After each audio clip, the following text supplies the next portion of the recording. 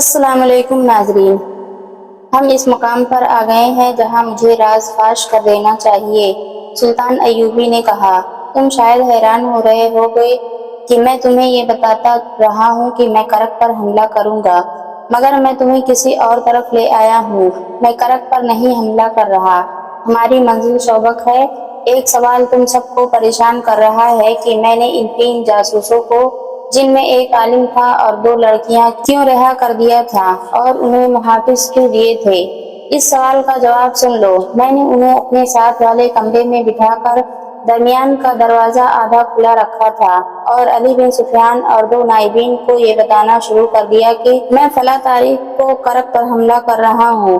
میں جانتا تھا کہ جاسوس سن رہے تھے۔ میں نے ان کے کانوں میں یہ بھی ڈالا کہ میں صلیبیوں سے کھلے میدان کی جنگ سے ڈرتا ہوں۔ اس قسم کی باتیں ان کے کانوں میں ڈال کر انہیں رہا کر دیا اور انہیں محافظ دیے تاکہ وہ صحیح سلامت شوبک پہنچ جائیں۔ مجھے اطلاع ملی ہے کہ راستے میں ایک حادثہ ہو گیا ہے۔ ڈاکوؤں نے 3 محافظوں اور ایک لڑکی کو مار ڈالا ہے۔ 4تھا محافظ کل رات شوبک سے واپس آ گیا ہے۔ وہاں ہمارے جو جاسوس ہیں انہوں نے اطلاع دی ہے کہ عالم جاسوس زندہ شوبک پہنچ گیا تھا، جس نے میرا دھوکہ کامیاب کر دیا ہے۔ صلیبیوں نے اپنی فوج میری مرضی کے مطابق تقسیم کر دی ہے۔ اس وقت تمہاری فوج کا بائیں والا حصہ صلیبیوں کی بہت بڑی فوج کے بائیں پہلو سے 4 میل دور ہے۔ اس نے بائیں حصے کے کمانڈر سے کہا، آج سورج غروب ہونے کے بعد تم اپنے تمام گھوڑے سوار دستے سیدھے آگے 2 میل لے جاؤ گے، وہاں سے اپنے بائیں کو ہو جانا، 4 میل سیدھا جانا، پھر بائیں کو جانا، اور 2 میل پر تمہیں دشمن آرام کی حالت میں ملے گا۔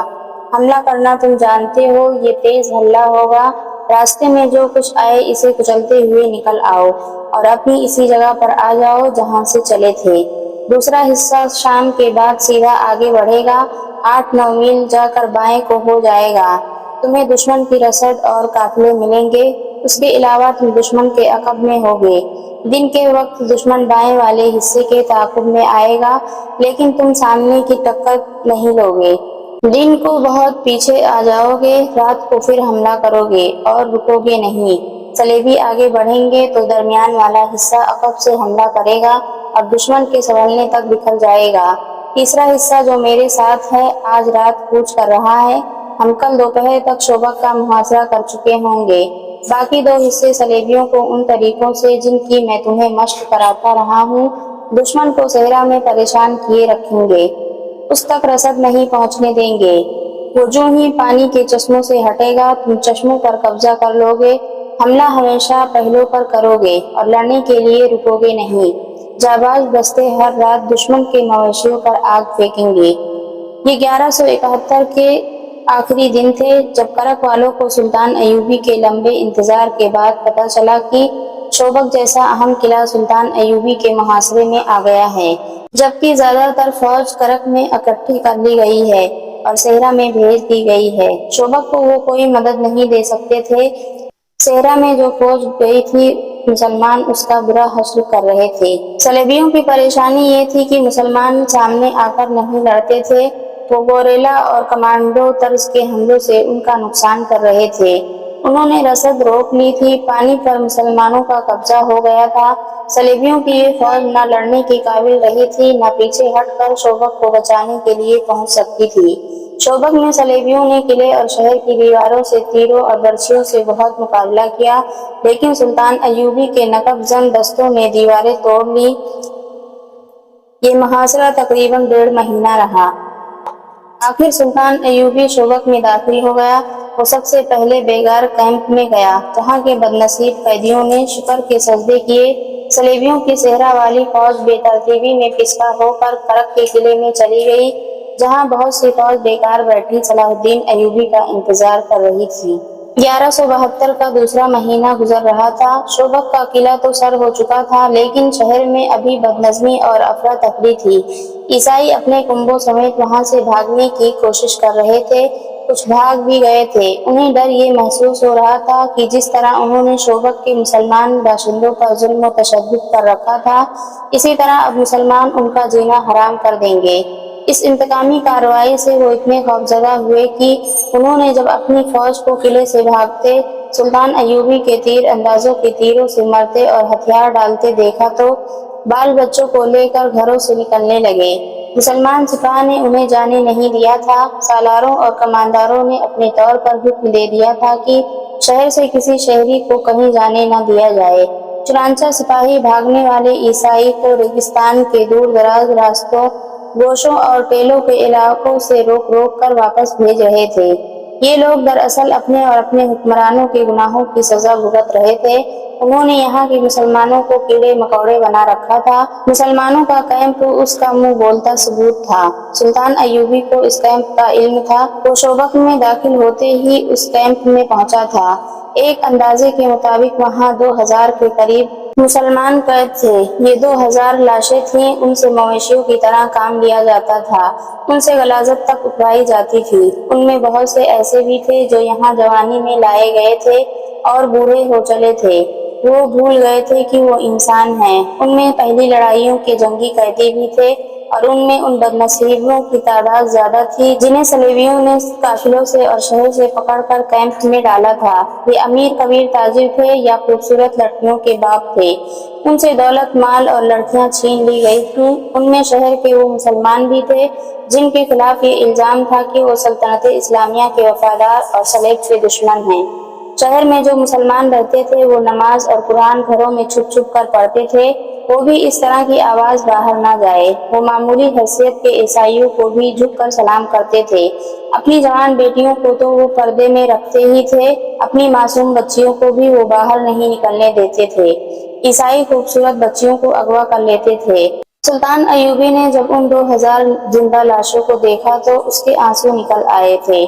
اس نے کہا تھا، ان مظلوموں کو آزاد کرانے کے لیے میں پوری کی پوری سلطنت اسلامیہ کو داؤ پر لگا سکتا ہوں۔ اس نے ان کی غذا اور ان کی صحت کے لیے فوری احکامات جاری کر دیے تھے اور کہا تھا کہ ابھی انہیں اسی جگہ رکھا جائے اور انہیں بستر مہیا کیے جائیں۔ اس کے پاس ابھی ان کی کہانیاں سننے کے لیے وقت نہیں تھا۔ اسے ابھی باہر کی کیفیت کو قابو میں لانا تھا۔ باہر کا یہ عالم تھا کہ جنگ ابھی جاری تھی، جس کی نوعیت کھلی جنگ کی سی نہیں تھی۔ صورت یہ تھی کہ صلیبی فوج جو سلطان ایوبی کے دھوکے میں آ کر کرک اور شوبک سے دور اس کی فوج کو روکنے کے لیے چلی گئی تھی، وہ بکھر کر پسپا ہو رہی تھی۔ مسلمان دستے اس پر سپون مار مار کر اور زیادہ برا حال کر رہے تھے۔ سلطان ایوبی کو اطلاعیں مل رہی تھی کہ بعض جھڑپوں میں اس کے دستے گھیرے میں آ کر نقصان اٹھا رہے تھے۔ یہ خطرہ بھی تھا کہ کرک کے قلعے میں جو صلیبی فوج ہے وہ صحرا میں پھنسی اور بکھری ہوئی اپنی فوج کی مدد کے لیے بھیج دی جائے گی۔ اس صورتحال کے لیے سلطان ایوبی کے پاس فوج کی کمی تھی۔ مصر سے وہ کمک نہیں منگوانا چاہتا تھا کیونکہ وہاں کی سازشیں دبی نہیں تھیں۔ معزول کی ہوئی فاطمی خلافت کے حامی درپردہ سازشوں میں مصروف تھے۔ سوڈانی حبشی الگ طاقت جمع کر رہے تھے۔ ان دونوں کو صلیبی مدد دے کر سلطان ایوبی کے خلاف متحد کر رہے تھے۔ سب سے بڑا خطرہ یہ تھا کہ متعدد مسلمان سیاسی اور فوجی سربراہ بھی سلطان ایوبی کے خلاف درپردہ کارروائیوں میں مصروف تھے۔ یہ ایمان فروشوں کا ٹولہ تھا جو اقتدار کے حصول کے لیے اسلام کے دشمنوں کے ساتھ ساز باز کر رہا تھا۔ انہوں نے حشیشین کے پیشہ ور قاتلوں کی خدمات بھی حاصل کر لی تھیں جنہوں نے سلطان ایوبی کے قتل کا منصوبہ بنا لیا تھا۔ سلطان ایوبی نے کئی بار کہا تھا کہ صلیبیوں کی یہ کتنی بڑی کامیابی ہے کہ وہ میرے ہاتھوں مسلمانوں کو قتل کرا رہے ہیں۔ وہ بے شک ایمان فروش ہیں جنہیں میں نے غداری کی پاداش میں سزائے موت دے دی ہے، لیکن وہ مسلمان تھے، کلمہ گو تھے۔ کاش یہ لوگ اپنے دشمن کو پہچان لیتے۔ اب جبکہ شوبک کا قلعہ اس کے قدموں میں تھا اور وہ قلعے کی دیوار پر اپنے فوجی مشیروں وغیرہ کے ساتھ گھوم رہا تھا، اسے شہر کے مسلمان باشندے گروہ در گروہ ناچتے اور اللہ اکبر کے نعرے لگاتے نظر آ رہے تھے۔ اونٹوں پر شہیدوں کی لاشیں اور زخمی لائے جا رہے تھے۔ سلطان ایوبی گہری سوچ میں کھویا ہوا تھا۔ اس کا دست راست بہاؤالدین شداد اپنی یادداشتوں میں لکھتا ہے، صلاح الدین کے چہرے پر فتح و نصرت کا کوئی تاثر نہیں تھا۔ خوشیاں منانے والے شوبک کے مسلمانوں کا ایک گروہ تھا اور شہنائی کی تال پر ناچتا اس دیوار کے دامن میں آن رکا جہاں ہم کھڑے تھے۔ صلاح الدین ایوبی انہیں دیکھتا رہا۔ لوگ اسے دیکھ کر پاگلوں کی طرح ناچنے لگے۔ سلطان ایوبی کے ہونٹوں پر مسکراہٹ تک نہ آئی۔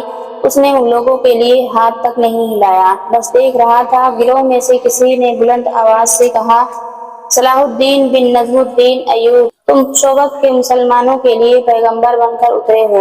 ये लोग अरबी नस्ल के थे, एक दूसरे को बाप के नाम से पहचानते और पुकारते थे, इसलिए उनमें बेशतर सलाहुद्दीन अयूबी को बिन अयूब या बिन नजमुद्दीन कहते थे। सुल्तान अयूबी कुर्द नस्ल से था। नाचने वालों में से किसी ने नारा लगाया, कुर्द के बच्चे, हम तेरी पैगंबरी को सजदा करते हैं।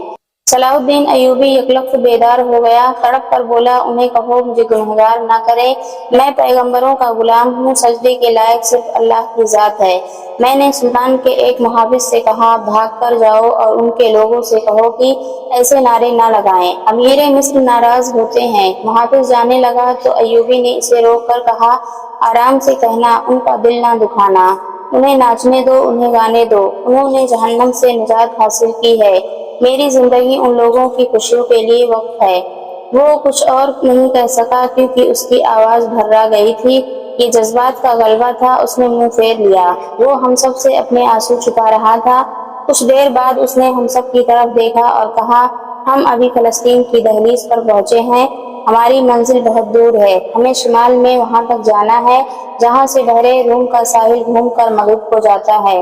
हमें सरजमीन अरब से आखिरी सलेबी को धकेल कर बहरे रूम में डुबोना है।